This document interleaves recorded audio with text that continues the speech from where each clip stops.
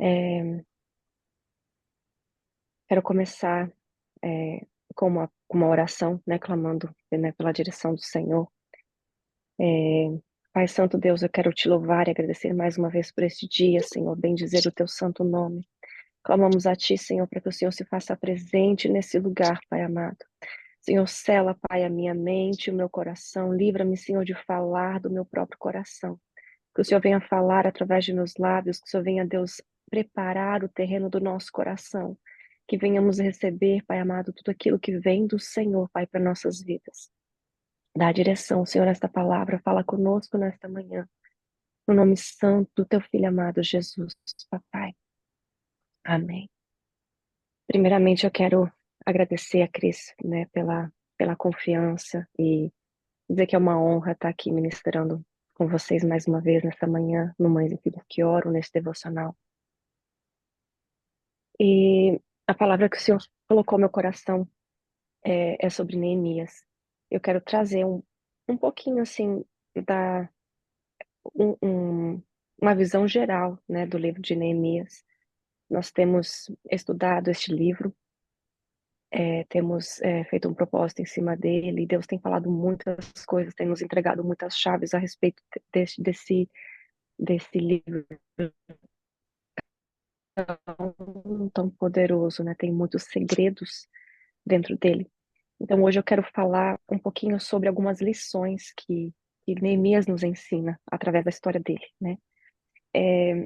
Eu vou ler apenas alguns versículos para dar uma pequena introdução, né? Mas eu vou estar mencionando é, a história geral, né, de Neemias. Eu quero começar lá com Neemias 1, do versículo 1 ao 6, e também o versículo 11. Vou estar lendo para nós. As palavras de Neemias, filho de Acalias, no mês de Quisleu, no ano 20º, estando eu na cidadela de Suzã, veio Anani, um dos meus irmãos, com alguns de Judá. Então lhes perguntei pelos judeus que escaparam e que não foram levados para o exílio, e acerca de Jerusalém. Disseram-me: os restantes que não foram levados para o exílio e se acham lá na província estão em grande miséria e desprezo. Os muros de Jerusalém estão derribados e as portas queimadas. Tendo eu ouvido essas palavras, assentei-me e chorei. Lamentei por alguns dias e estive jejuando e orando perante o Deus dos céus. E disse: Ah, Senhor, Deus dos céus, Deus grande e temível, que guardas a aliança e a misericórdia para com aqueles que te amam e guardam os teus mandamentos. Estejam, pois, atentos os teus ouvidos e os teus olhos abertos, para acudirdes à oração do teu servo, que hoje faço a tua presença, dia pelos filhos de Israel, teus servos. Faço confissão pelos pecados dos filhos de Israel, os quais temos cometido contra ti. De, pois eu e a casa do meu pai temos pecado. E pulando lá para o verso 11, nos fala assim: Ah, Senhor, estejam, pois, atentos os teus ouvidos à oração do teu servo e a dos teus servos que se agradam de temer o teu nome. Concede que seja bem-sucedido hoje o teu servo e dá-lhe mercê perante este homem. Neste tempo eu era copeiro do rei. Então, eu li essa parte inicial para que a gente possa, né, ter uma pequena introdução de onde começa a história de Neemias. Mas o contexto da história dele, ele está acontecendo lá em torno do ano 445 antes de Cristo, lá na cidadela de Suzã, que era uma das três capitais do Império Persa, o que hoje seria é, o território do Irã, né? E esse tempo de Neemias é um tempo pós-exílio da Babilônia. No tempo específico em que Deus usa Neemias, né, para fazer essa restauração dos muros de Israel, de Jerusalém, aconteceu o terceiro retorno dos exilados da Babilônia.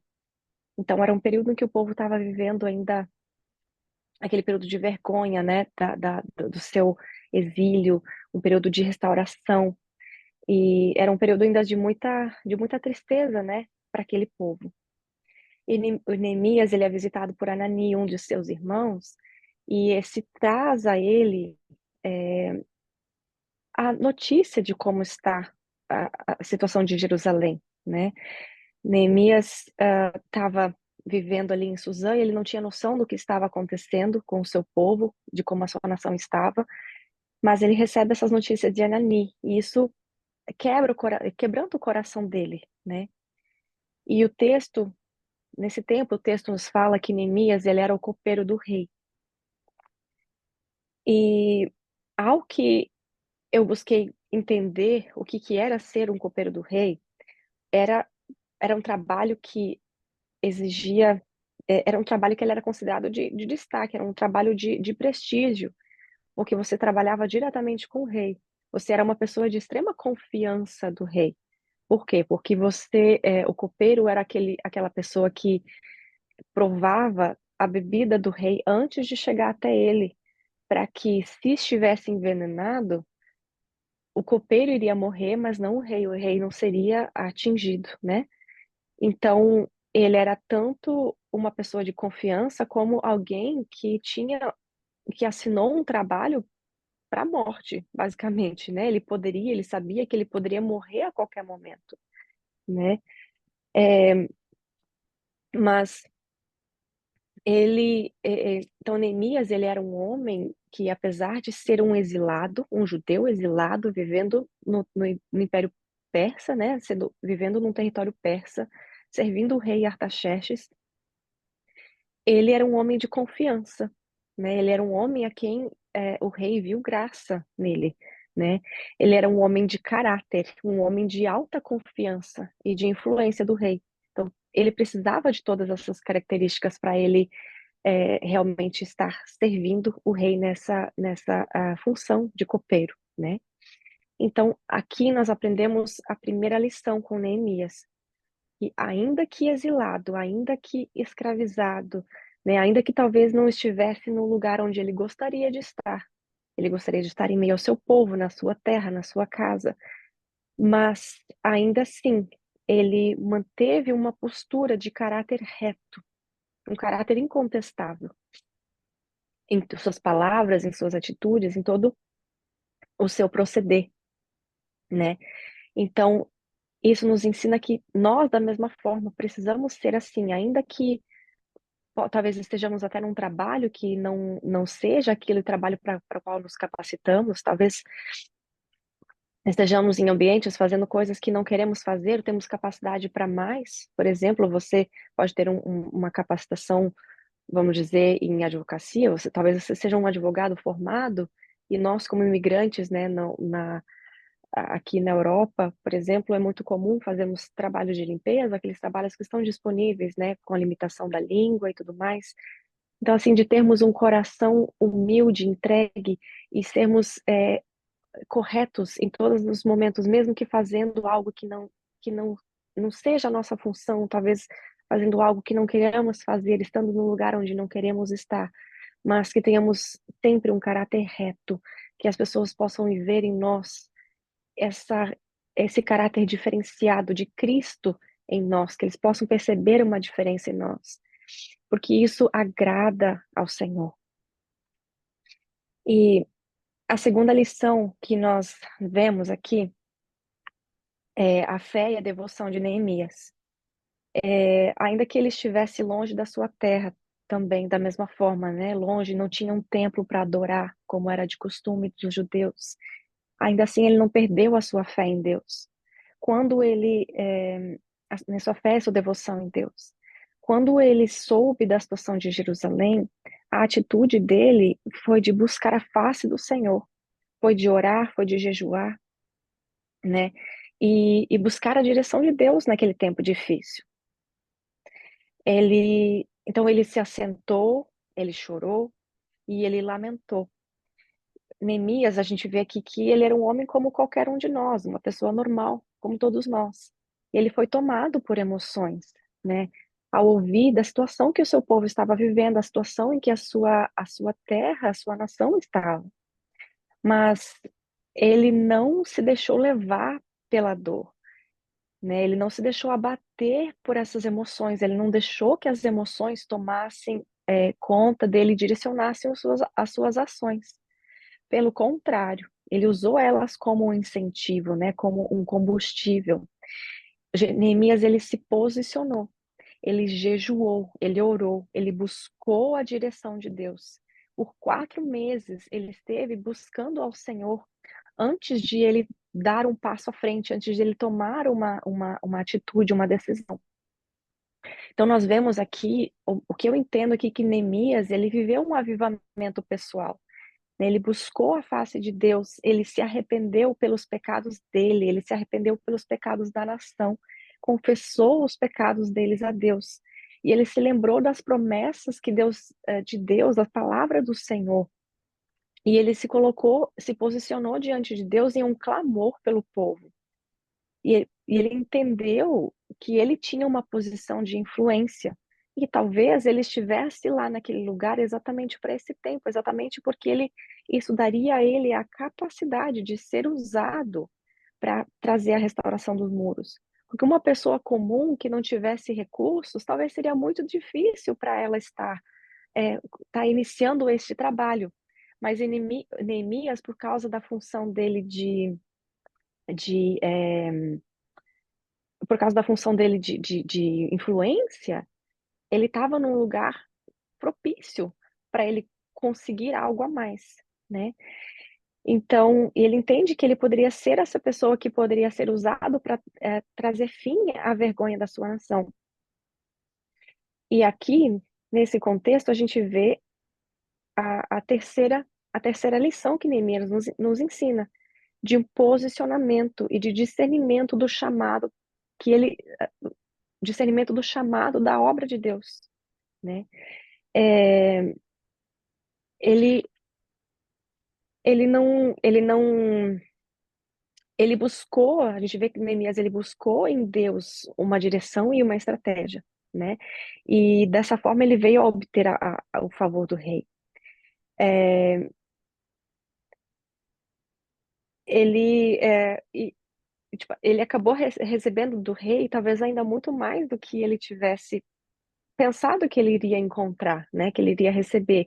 O rei acabou suprindo ele com todas as necessidades, tudo aquilo que Neemias iria necessitar para fazer a reconstrução dos muros, né? Ele proveu ele com cartas para ele obter madeira para fazer para a reconstrução das portas, cartas para ele ter passagem.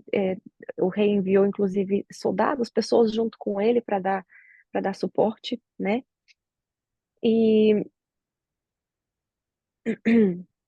então nós vemos aqui outra coisa também, ainda lá no capítulo 2 eu não vou estar lendo mais o texto, porque ficaria muito extenso, mas eu vou estar citando, e eu quero encorajar vocês também, quem não conhece a história de Neemias, de estar buscando, né, direção, de estar lendo o texto, todo o livro de Neemias, que é muito rico.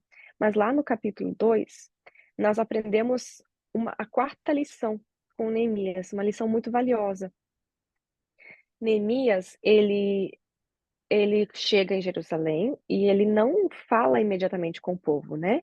Ele vai primeiro, avalia a situação dos muros, ele rodeia os muros, toda a cidade, observa como está a situação e ele aguarda o tempo certo de falar com o povo.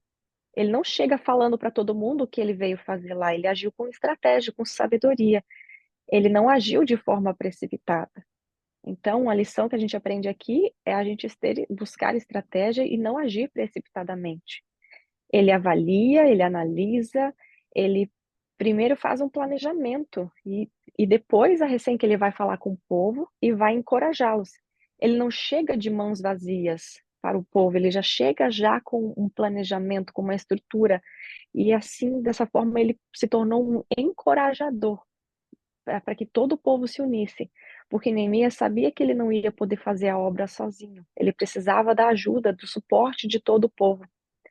Então, ele dessa forma, Ele foi capaz de encorajar toda uma nação para se posicionar e juntos, em unidade, estar fazendo essa obra. Então, será que nós, né, temos aguardado o tempo certo de falar, né? Aplicando isso para a nossa vida, assim, quantas vezes que a gente age precipitadamente? Talvez Deus nos deu uma estratégia, talvez Deus falou, nos deu direção sobre algo a fazer, mas a gente não tem esperado o tempo certo de falar, a gente não tem buscado a estratégia certa de falar.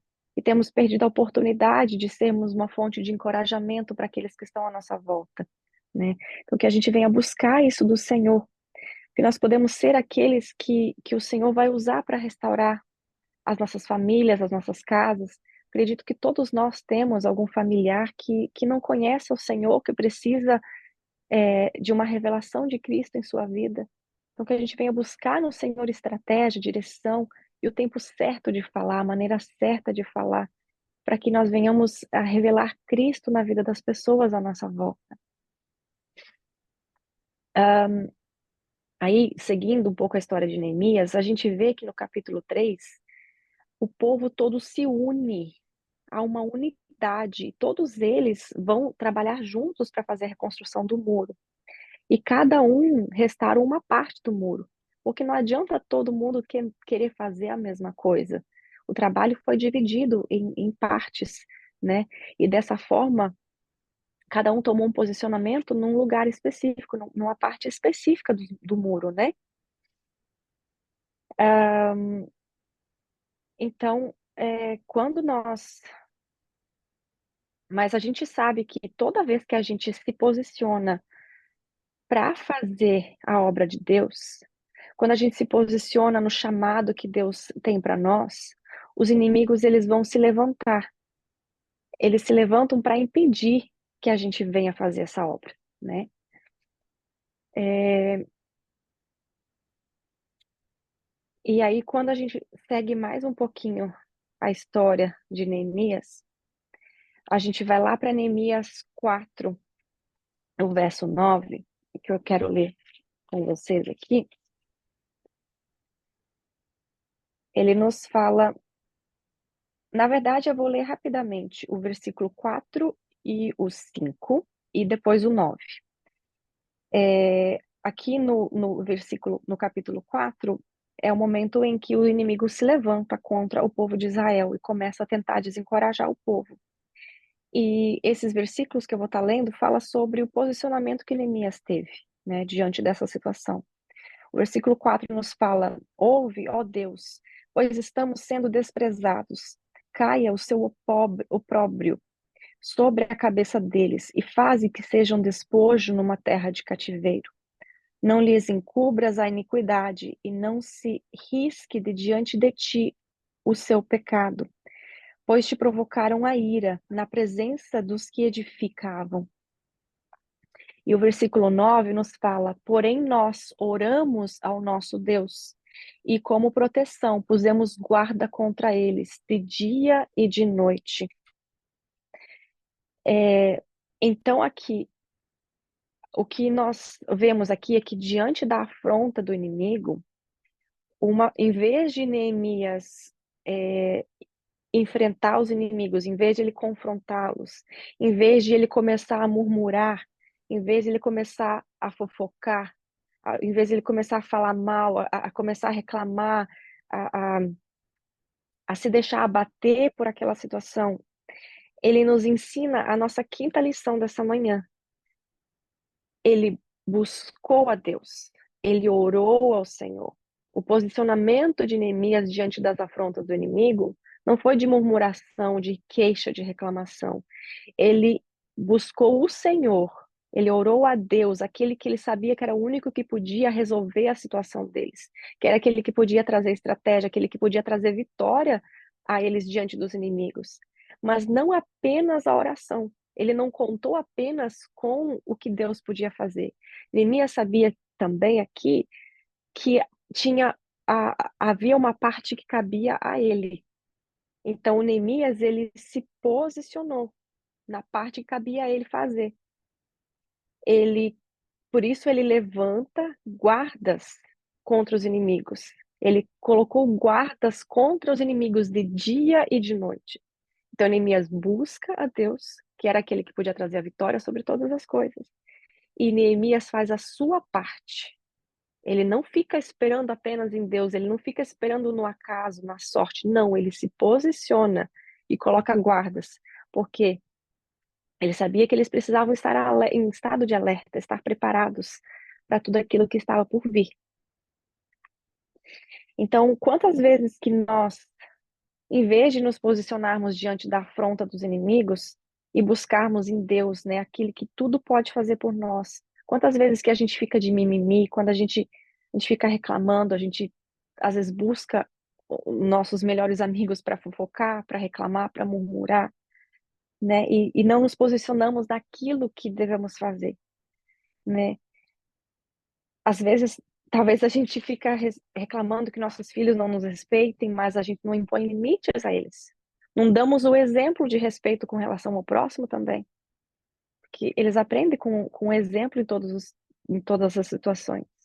Nós reclamamos talvez que nossos filhos estão distantes de nós, é que eles vivem enfurnados nos quartos deles, que vivem com a cara no telefone, né? Não tem tempo para a família, mas será que nós, como família, eu falo, né? Nós, mas eu tenho sobrinhos, eu me coloco na posição de tia também nessa forma, que ainda não tenho os meus filhos, mas será que nós, como pais, como tios, será que nós temos priorizado esse tempo de família?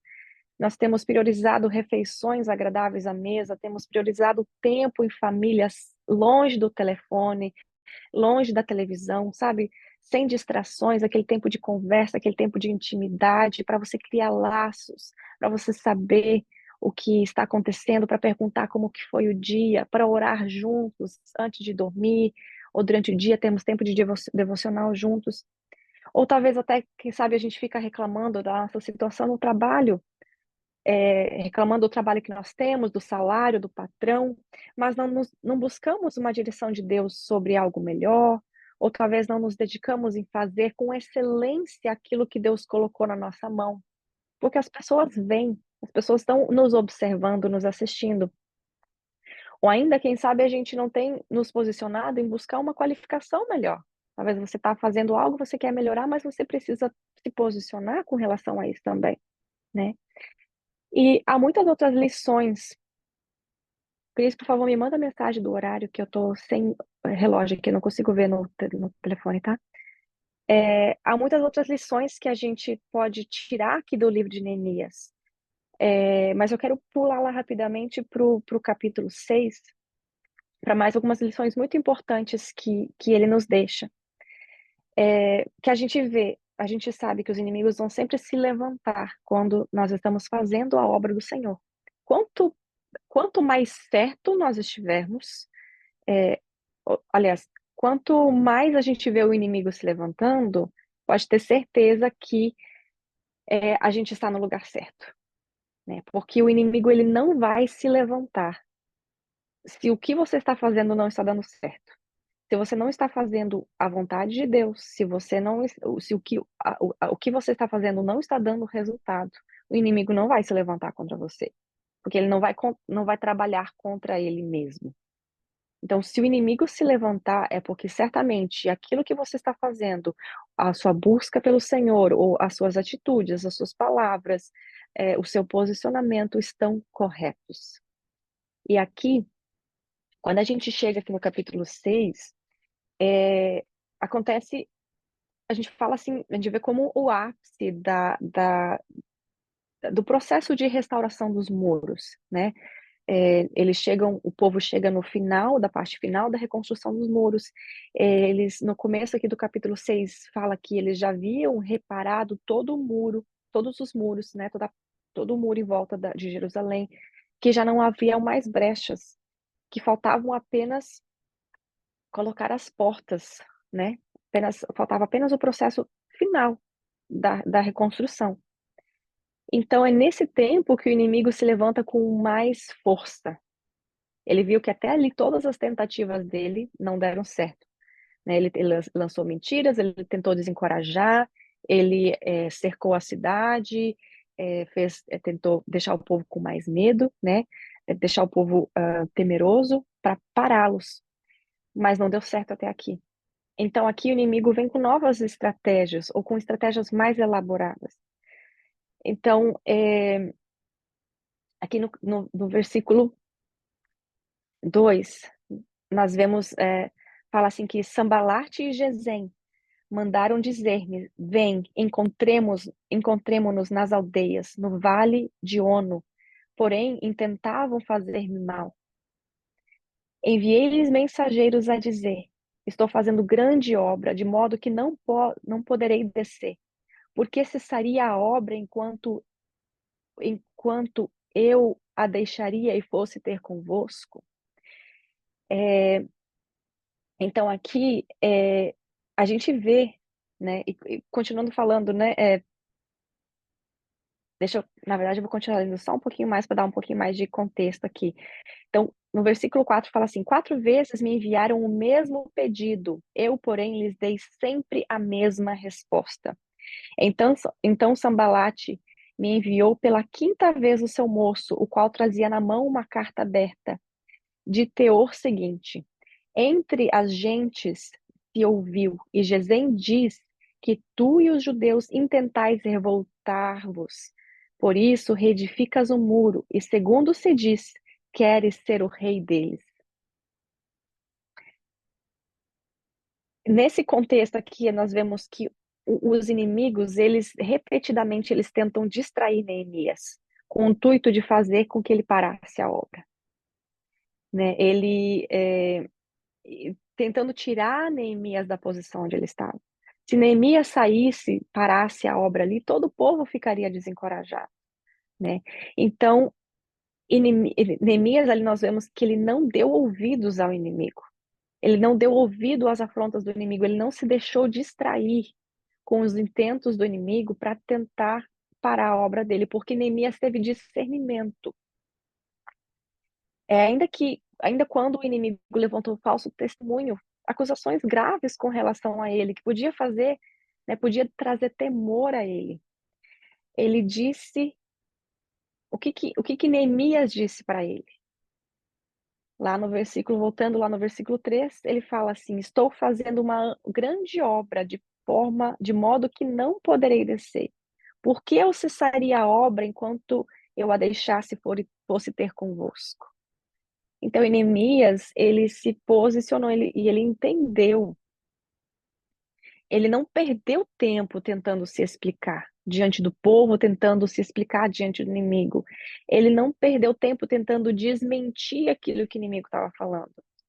E por que ele fez isso? Como que ele conseguiu fazer isso?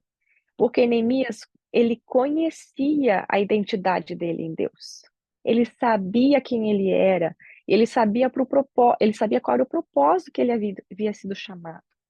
Então, ele entendeu que ele não precisava se justificar, que o próprio Deus o justificaria, que as próprias obras dele, o próprio posicionamento dele mostrava quem que ele era. Ele não precisava gastar o tempo dele se explicando. Então ele não se deixou distrair com os intentos do inimigo de parar a obra. E o inimigo continuou. Não bastante as mentiras, não bastante as tentativas de parar Neemias, ele levantou, o inimigo pagou um falso profeta para ir, para ir testemunhar contra Neemias, né, para tentar desencorajar Neemias. Para dizer que os inimigos estavam vindo contra ele, tentando fazer com que ele entrasse no templo do Senhor para se esconder, para que Neemias mostrasse uma imagem de fraco, uma imagem de covarde e fosse desmoralizado diante do povo. Mas ali mais uma vez nós vemos a sabedoria de Neemias, o discernimento dele, porque lá no versículo 12 ele fala: então percebi que não era Deus quem o enviara. Neemias teve discernimento, e ele só teve discernimento por causa do relacionamento constante dele com Deus. Que em nenhum momento, quando a gente vê todo o livro de Neemias até aqui, em diversos momentos nós vemos Neemias voltando para Deus, voltando, buscando a direção de Deus. Ou seja, isso me mostra que havia uma constância em Neemias. Em todo tempo ele buscava o Senhor. Ele não deixou de ter relacionamento com Deus. Mesmo enquanto eles estavam lá fazendo a obra com a espada, com a arma numa mão e fazendo a obra com a outra mão, ele não deixou de buscar o Senhor. Ele não enfraqueceu o relacionamento dele com o Senhor. Então, Neemias nos mostra nas atitudes e nas palavras dele, no posicionamento dele, ele nos mostra um nível muito profundo de intimidade com Deus e um nível profundo de discernimento do Espírito. Dessa forma, ele não caiu nas palavras do falso profeta que foi pago para atemorizar a ele, né? Ele teve discernimento disso. Então, para finalizar, né? Eu quero dizer que com tudo isso que nós vemos aqui no livro de Neemias, o que eu aprendo com isso, né, com essas lições que ele nos traz, é que para que nós venhamos a restaurar os nossos muros da nossa vida, da nossa casa, que nós venhamos para nós restaurarmos a nossa a nossa vida pessoal, nossa vida espiritual, para todas as áreas da nossa vida, nossa família, é, talvez nosso relacionamento matrimonial, talvez o relacionamento com os filhos, talvez o trabalho, ou em qualquer área da nossa vida, os familiares que precisam encontrar o Senhor, para que tudo isso, para toda essa edificação seja possível, tudo que nós precisamos, a base que nós precisamos é de um relacionamento forte e intencional com Deus. Um relacionamento de oração. Assim como em Neemias nos ensina um relacionamento de oração, um relacionamento de jejum, de leitura da palavra, de conhecermos quem que é Deus. E a gente vai saber quem é Deus através da palavra dele. E ao lermos a palavra do Senhor, nós vamos vir a conhecer nossa identidade em Deus também. Nós vamos saber quem nós somos nele, o que ele fala a nosso respeito, né? Nós precisamos, eu aprendo com isso tudo, que nós precisamos buscar em Deus a direção para todas as coisas, em todos os momentos, não apenas para grandes decisões, mas nas pequenas coisas do dia a dia. As pequenas decisões que precisamos tomar no dia a dia, ou mesmo todas as manhãs acordarmos e dizemos, Senhor, toma conta deste dia, me dá direção, me dê sabedoria, me capacita no meu trabalho, com os meus colegas, com o meu chefe. Às vezes a gente tem trabalhos, relacionamentos difíceis dentro do nosso trabalho, buscarmos estratégia de Deus e como lidarmos com as pessoas à nossa volta, né? Buscarmos em Deus direção, buscarmos em Deus estratégia, buscarmos graça, para não desistirmos diante das batalhas, para não desistirmos diante das afrontas do inimigo, e bem como também sabedoria para a gente enfrentar o inimigo com as armas certas. Porque lá em Efésios 6 fala que a nossa luta não é contra a carne e o sangue, mas contra principados e potestades, contra os dominadores deste mundo tenebroso, ou seja, contra as forças espirituais que se levantam pelo nosso caminho, né? São esses inimigos que se levantam contra nós. Então, que a gente venha buscar em Deus a sabedoria, discernimento e as estratégias certas, para que a gente não caia nas armadilhas de distrações que nos tentam tirar do propósito de Deus. Então, eu quero algo que o Senhor falou comigo enquanto eu estava preparando essa mensagem, e eu quero lembrar cada um de nós hoje, que está bem relacionado a esse versículo, esse texto de Efésios 6 que o Senhor colocou no meu coração agora, me lembrou, né? É que o seu filho, ele não é seu inimigo. Que o seu trabalho, os seus colegas, o seu chefe, eles não são seus inimigos. O seu cônjuge, ele não é seu inimigo. Os seus amigos, os seus familiares, os seus vizinhos, eles não são seus inimigos. O seu inimigo, nosso inimigo, é a nossa falta de domínio próprio. O nosso inimigo é a nossa falta de um relacionamento de intimidade e profundidade com Deus. A nossa incapacidade de buscar a Deus antes de tomarmos decisões. Porque muitas vezes a gente fica culpando os outros, a gente fica culpando As pessoas, o mundo externo, a gente não assume responsabilidade pelas nossas atitudes, a gente não assume responsabilidade pelo nosso, pe- eh, por aquilo que fazemos, por aquilo que falamos. Muitas vezes a gente fala sem sabedoria e culpa o inimigo. A gente não busca ter domínio próprio, segurar nossos lábios, segurar nossa língua para não falar o que não deve. A gente fica achando que o nosso chefe é nosso inimigo, nossos colegas de trabalho, mas a gente não se posiciona em orarmos pela vida deles, em buscarmos direção de Deus. Porque eu posso dizer que quando a gente começa a orar pelos nossos inimigos, que a palavra nos ensina, orai pelos inimigos, né, e por aqueles que nos perseguem. Então, quando a gente começa a orar por aqueles que nós sentimos que percebemos como inimigos na nossa vida, eu tenho certeza, posso garantir que as coisas vão começar a mudar. Tudo vai começar a ser diferente na nossa vida. Então, o nosso inimigo maior, dentro de nós, é a nossa falta de posicionamento. O posicionamento de buscarmos a Deus, de conhecermos a Deus, posicionamento de oração, posicionamento de jejum. Porque nós queremos muitas vezes viver rompimentos com Deus, assim como Neemias viveu. Ao final, em 52 dias, ele venceu, ele concluiu a obra do muro, mas porque ele se posicionou. Então, que hoje nós venhamos buscar esse posicionamento para a gente mudar a realidade das nossas vidas.